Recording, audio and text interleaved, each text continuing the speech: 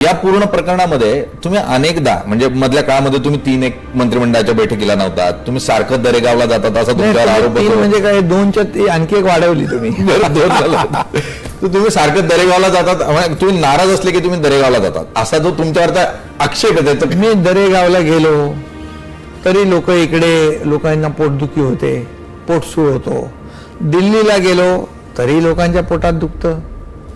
आता काश्मीरला श्रीनगरला गेलो आता पहलगामचा हल्ला झाल्यानंतर तरी पण पोटदुखी.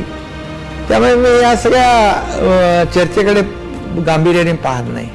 माझं गाव आहे, माझी जमिनीशी माझ्या मातीशी नाळ जुळलेली आहे. मी एक शेतकऱ्या कुटुंबातला आहे आणि मला शेतीची आवड आहे. माझ्या गावाकडे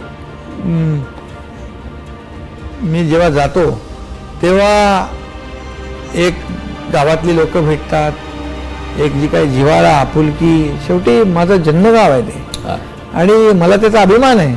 आता कोणाला काय कुठे कुणी कुठे जावं, काही लोक लंडनला जातात, काही लोक आणखी कुठे जातात. आता मी गावी जातो. आता गावी जाणं काय गुन्हा आहे का?